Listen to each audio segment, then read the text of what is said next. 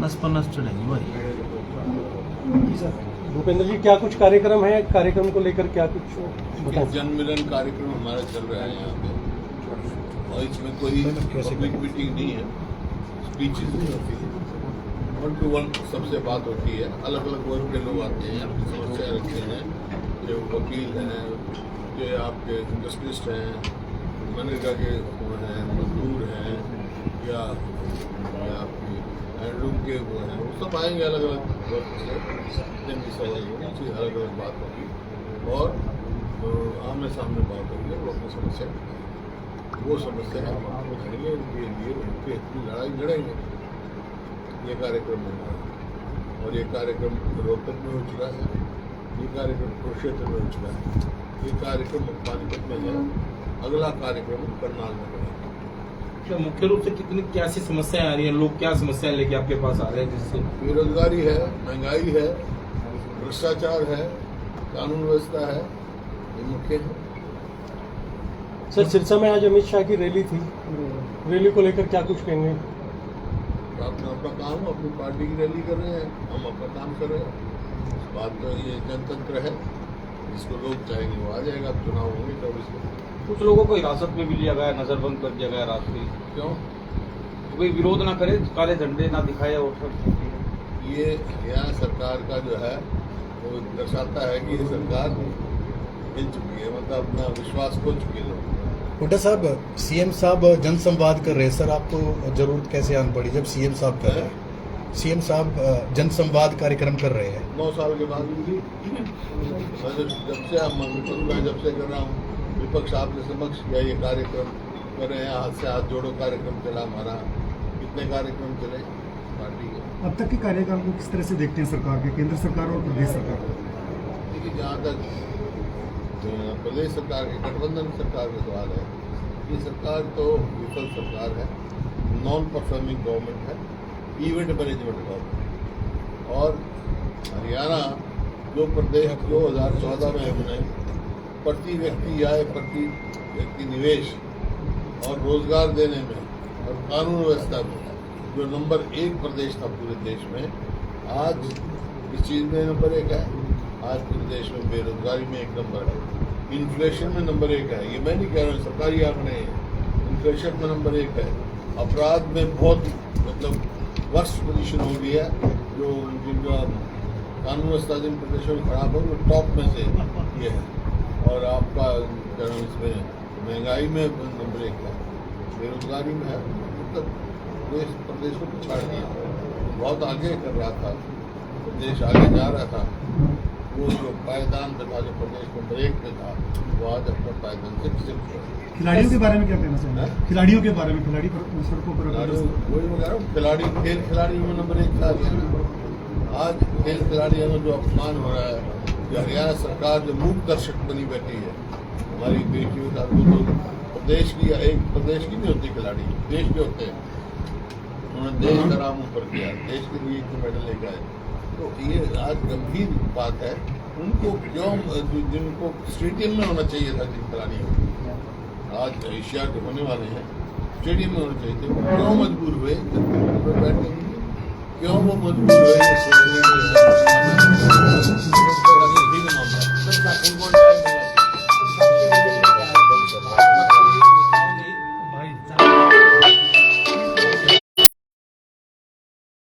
Support price है, MRP नहीं है, वो एमएसपी है।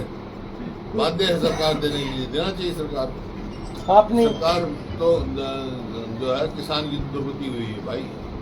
लागत तो बढ़ा दी, कहते थे हम किसान की आमदनी दुगनी करेंगे, आमदनी दुगनी हुई नहीं, लागत दुगनी से भी ज्यादा कर दी। हमारे समय में ना तो इस पे टैक्स था, खाद पर टैक्स था, फर्टिलाइजर पे, ना कीटनाशक दवाई पे टैक्स था, ना ट्रैक्टर पार्ट्स पे था, और वेट पे, डीजल पे वेट 9% के करीब था।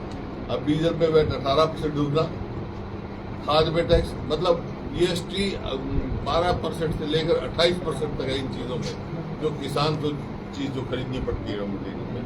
बीज और वो मिलता नहीं, जो खाद भी जो है खाने में लाइन लगा के मिलता है। तो ये परिस्थिति है किसान की। लागत तो बढ़ा दी, आमदनी घटा दी। सर बुढ़ापा संगठन की पेंशन कब तक को घोषणा होने की उम्मीद है सर? है संगठन की कब तक घोषणा होने की उम्मीद है? जल्दी होगी। सर हमारे नए इंचार्ज आए हैं और देखेंगे, सबसे बात करेंगे। सर मीटिंग हुई है आपका चंडीगढ़ कोई सुझाव हो तो उसको दे देना, दे देना। मीटिंग हुई है प्रदेश नव प्रभारी के साथ चंडीगढ़ में, तो किस तरह की मीटिंग हुई है? प्रभारी के साथ हो रही है, चंडीगढ़ में होनी है 24 तारीख को। 24 को आएंगे वो अध्यक्ष की बात में, अध्यक्ष 24 को सर- आएंगे। वैसे वो मिली है, मुलाकात हुई है, वो मीटिंग जो है 24 तारीख। सर आपने घोषणा की थी कि हमारी सरकार बनती है तो बुढ़ापा पेंशन 6,000 की जाएगी, क्या कुछ वायदे हैं? और क्या प्लान है? जो वायदा जो हमने 2009 का मैनिफेस्टो उठा के देखा, हमारा 2005 का मैनिफेस्टो देखो, जो वायदा किया वो हमने पूरा किया। तो जो हम बात कही है 6,000 पेंशन देंगे, तो पेंशन और क्या क्या ओल्ड पेंशन लागू करेंगे कर्मचारियों के लिए। और जो गैस सिलेंडर, जो महिलाओं का जो गैस सिलेंडर खरीदते हैं, जो इतना भाव बढ़ा दिया, 1150 हो गया, 500 से ज्यादा उसकी कीमत नहीं होगी। और जो 100 गज के प्लॉट इन्होंने बंद कर दिए गरीब आदमी के लिए, वो हम चालू करेंगे। पूरी स्कीम जो गरीब आदमी की बच्चों की स्कॉलरशिप है उसका बिजली का हम जो एक फैमिली आईडी के बारे में भी बोला था। बाकी और विचार करेंगे और जब बाद में आ जाएंगे। हाँ जी, पंजाब सरकार ने अब पंजाब यूनिवर्सिटी में हरियाणा का हिस्सा देने से मना कर दिया है, आप इस बारे में क्या कहेंगे? ये हमारा हिस्सा मिलना चाहिए। हरियाणा कोई सरकार- हम थोड़ा ही हमारा हक है, कोई भी थोड़ा मांगे, हम हक है हमारा।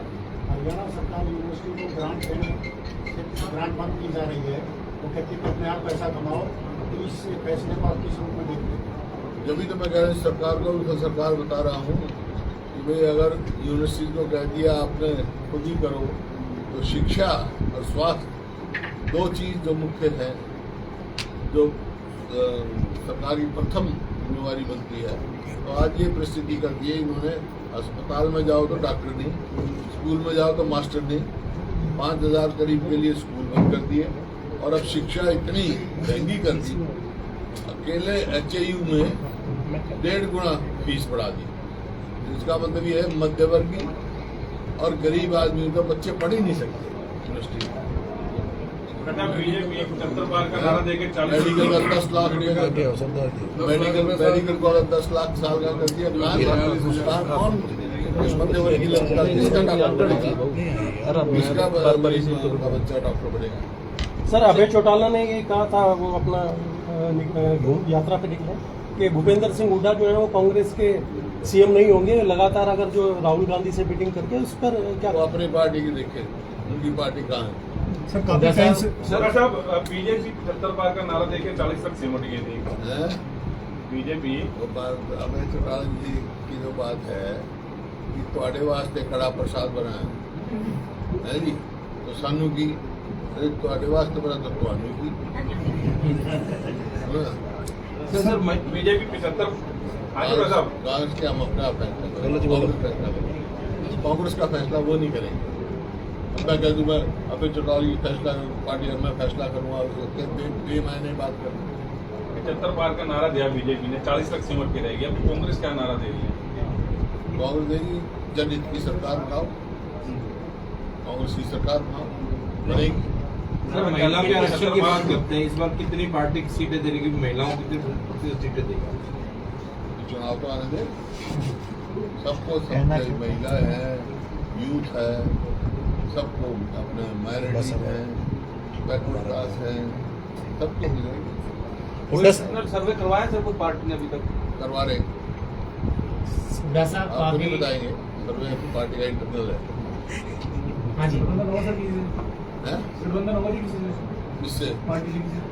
पार्टी से? किसी पार्टी से गठबंधन होगा आपका? कांग्रेस खुद में सक्षम है। Sir Kalpana Chawla medical university के लिए काफी टाइम से घोषणा की हुई है बीजेपी ने, लेकिन वहाँ पर भी धरातल पर कुछ ये नहीं। तो नाम ही बदल दिया भाई, कल्पना चावला मेडिकल यूनिवर्सिटी नहीं है वो कल्पना चावला मेडिकल कॉलेज था, बनना चाहिए था उसके नाम से। अब वो यूनिवर्सिटी जो है उसका नाम कुछ और है, उनका शायद यूनिवर्सिटी का नाम दीनदयाल रखा। मेडिकल कॉलेज आपने बनवाया था?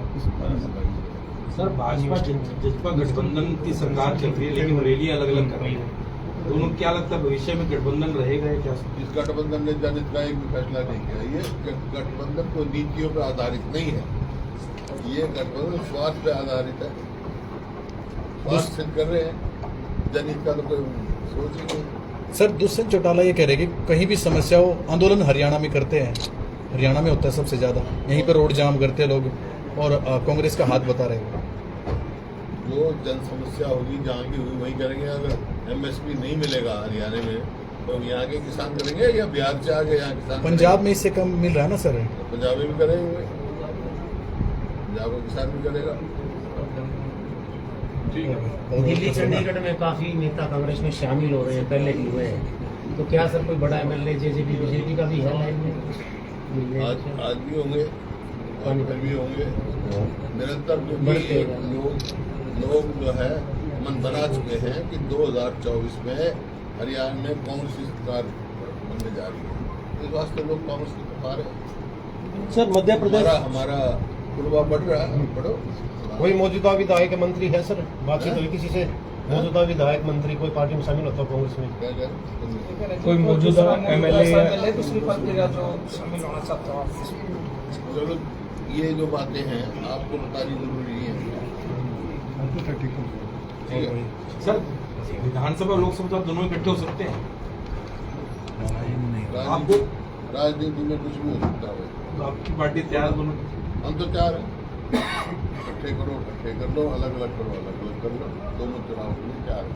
सर निगम के चुनाव पार्टी सिंबल पे लड़ने जा रही है, मेयर के या निगम के? ये निगम के लड़ते कॉर्पोरेशन के चुनाव सिंबल पर लड़ेंगे। इस बार लड़ेंगे। हाँ, पहले भी फैसला पार्टी का कि जो जहाँ तक निगम का सवाल है, कॉर्पोरेशन का सवाल है, वो सिंबल पर पानीपत में लड़े थे ना मेयर का, मेयर बना हुआ है। अभी निगम के पार्षद सिंबल पर है, MC के जो है ना, पार्षद भी हम सोनीपत में पार्षद भी लड़े, पार्षद भी मेयर का भी जो है चुनाव सिंबल पे लड़ेंगे। सर मध्य प्रदेश और राजस्थान में चुनाव है, उसको लेकर क्या कुछ जिम्मेदारियां दी गई हैं आप लोगों को? उसमें कांग्रेस की सरकार बनेगी, वो बनने जा रही है वहाँ, मध्य प्रदेश में भी और राजस्थान में भी, छत्तीसगढ़ में भी। हरियाणा में सर बीजेपी के बड़े बड़े नेता केंद्र से आ रहे हैं, कभी अमित शाह, अनुराग ठाकुर, क्या लगता है यहाँ कोई डर है कांग्रेस उसको, बीजेपी को हरियाणा के अंदर कुछ? उनसे पूछो, आपको क्या है सर उनसे आपका? पूछो भाई क्यों आ रहे हैं, इंक्वायरी भी आ रहा है। पार्टी का उनका काम ही सब है। सर आपने अपने कार्यकाल में पानीपत से दाल रोटी योजना शुरू की थी और हाँ। प्रत्येक घर में वो स्कीम पहुंची थी, हाँ। लेकिन आज स्थिति बदल चुकी है सर। आज वो दाल रोटी योजना ऐसा कोई जो जनहित की योजना थी वो सारी सरकार ने बंद कर दी। जब ये फीस ही इतनी डबल कर दी, पढ़ाई की तरफ ध्यान नहीं, जो प्रथम काम होता है तो हम सब ग्राउंड पे जाते हैं तो वहाँ एक ही आवाज आती है कि फिर से मुख्यमंत्री भूपेंद्र उड़ाओ कांग्रेस आए तो कुछ राहत मिल सकती है, कुछ राहत मिल सकती है फिर से मुख्यमंत्री? हर का बेनिफिट आएगा जो पहले था। अब लोग यही कहते हैं ना, अच्छे पहले अच्छे दिन आएंगे, अच्छे दिन आएंगे नारा देंगे बन गई है, लेकिन लोग ये कहते हैं भाई हमारे पुराने दिन ला दो, बीजेपी छोड़ दो, वही दिन ला दो। भूपेंद्र जी, कुमारी शैलजा पानीपत में आई थी, उन्होंने कहा था कि 2019 में चुनाव को लेकर भूपेंद्र जी और मैंने इकट्ठे सभी 10 लोकसभा सीटों पर लगातार हमने कोशिश की।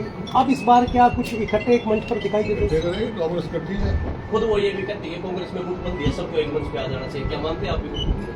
कांग्रेस इकट्ठी है, कोई गुटबंदी नहीं कांग्रेस। भारतीय जनता पार्टी ये कह रही है सर हमने सबका साथ सबका विकास करवाया, और भूपेंद्र हुड्डा जब आप CM थे उन्होंने रोहतक के केवली की क्षेत्रवाद को बढ़ावा दिया, इस पर क्या कहना सर? ये कहना है, मेरा कहना आप शुरू हो जाओ पंचकुला से, national institute of fashion technology Patna में लगे, देश का दूसरा नेशनल इंस्टीट्यूट ऑफ डिजाइन जो कुरुक्षेत्र में बना, मेडिकल कॉलेज करनाल में बना, और यहाँ पे जो यूनिवर्सिटी का बढ़ावा हुआ पानीपत में, सोनीपत में यूनिवर्सिटी बनी छोटूराम के नाम से, और आपका महिला यूनिवर्सिटी बनी, और राजीव गांधी समझे वहाँ बनी। फिर मेडिकल कॉलेज फरीदाबाद में बना, जो YMC थी उसकी यूनिवर्सिटी फरीदाबाद में बनी। देश की पहली डिफेंस यूनिवर्सिटी की शुरुआत गुड़गांव में करी। इंदिरा गांधी के नाम से यूनिवर्सिटी रिवाड़ी में बनी, सैनिक स्कूल रिवाड़ी में बना, और क्या नाम सेंट्रल यूनिवर्सिटी महेंद्रगढ़ में बनी, जज्जर में एम्स आया, रोहतक में IIM आया, हिसार में लाला लाजपत राय के नाम से एनिमल साइंसेज की यूनिवर्सिटी बनाई। सिरसा में जो छोटी सी यूनिवर्सिटी थी चौधरी देवीलाल के नाम से, उसको राष्ट्रीय स्तर का यूनिवर्सिटी बनाई। भिवानी में चौधरी बंसीलाल के नाम से यूनिवर्सिटी बनाई। जींद में चौधरी रणबीर सिंह के नाम से यूनिवर्सिटी बनाई। ये कहाँ के है भाई? ये हरियाणा से बाहर है सारे। और थर्मल पावर प्लांट यमुनानगर में एक लगाया, एक हिसार में लगाया, 2 जोधपुर में लगाया। इन्होंने 1 यूनिट बिजली पैदा करी तो बता दो, 1 इंच मेट्रो बढ़ाई तो वो बढ़ा दो। जो बल्कि यहाँ से फास्ट रेलवे का बनना था पानीपत से, जो हमने दूर रहा वो भी ठप कर दिया, वो भी स्टेट ने नहीं दिया।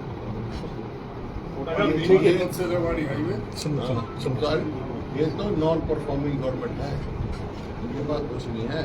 बीजेपी पन्ना प्रमुख प्रोग्राम कर रही है। कल गंगा साहब का बीजेपी पन्ना प्रमुख प्रोग्राम कर रही है। उनका कहना है कि हमने तो पन्ना प्रमुख भी अपने वो कर दिए, तो कांग्रेस अपना संगठन तक नहीं कर पा रही। वो तो अभी पन्ना प्रमुख तक पहुंचे, अब तो घर घर पहुंच गए भाई।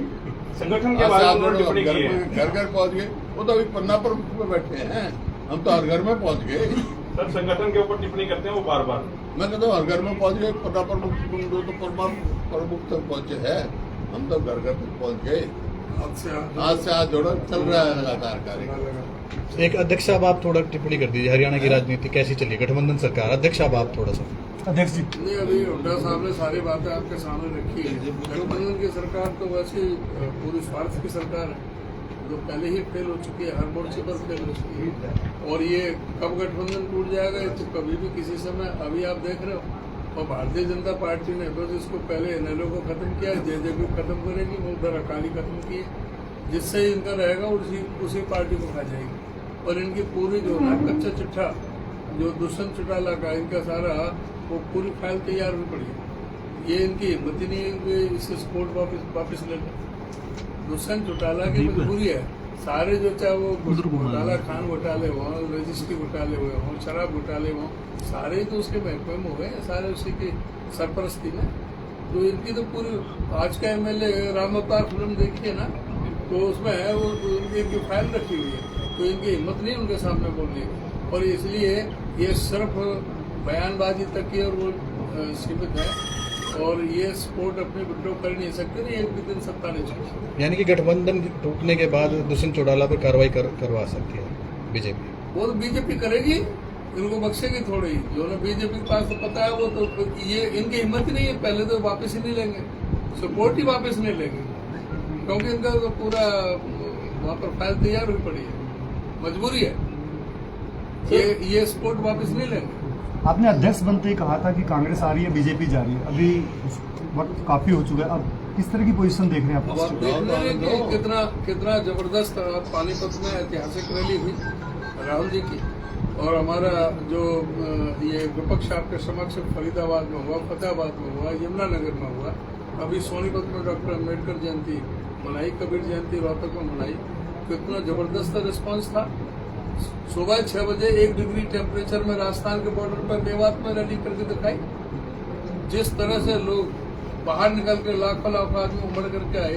आपके यहीं से दोबारा जो दूसरा वो राउंड चला था, पानीपत से चला था, आपने देखा कि पूरा हरियाणा में क्या माहौल था।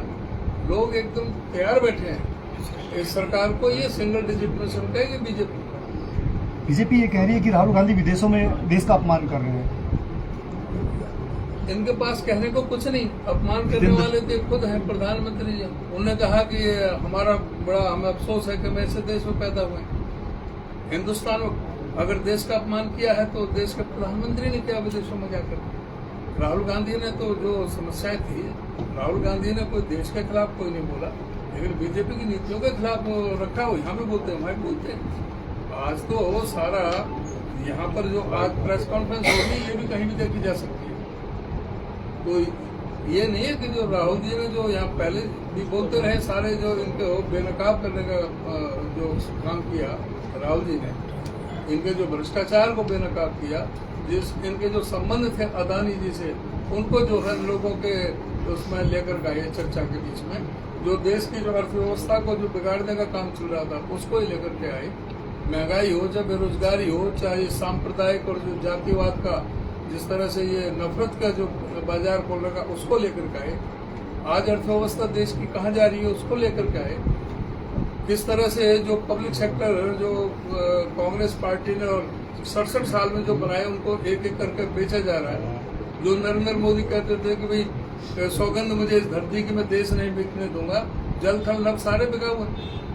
आज कहाँ किस चीज को, चाहे हवाई जहाज बेचे जा रहे हैं, हवाई अड्डे बेचे जा रहे हैं, बंदरगाह बेचे जा रहे हैं, ट्रेनें और वो सारी चीज का हो रहा है जो पब्लिक सेक्टर की सारी चीज का। ठीक है सर, थैंक यू। नाम जो केंद्र सरकार ने बदला है उसके बारे में क्या कहना चाहिए? किसका जी? मेमोरियल का नाम अब ये इनका क्या नेहरू जी का नाम बदलने से नेहरू का कद कम हो जाएगा? ये तो इनका जो शर्म आनी चाहिए। इस तरह की हरकत का करते हैं नाम बदलने से। कभी कोई रेलवे स्टेशन का नाम बदलेंगे, कभी शहर का नाम बदलेंगे, कभी किसी सड़क का नाम बदलेंगे। नेहरू मेमोरियल जिसमें जो वो प्रधानमंत्री बनने के बाद 1964 तक लगातार रहे, उनके नाम से जो वहाँ पर रखा गया। ये अपनी बात को क्या करें, जो इन्होंने तो सरदार वल्लभ भाई पटेल का जो स्टेडियम था वहाँ पर अहमदाबाद में, उसको भी बदल करके नरेंद्र मोदी का नाम कर दिया। सारे प्रोग्राम आयुक्त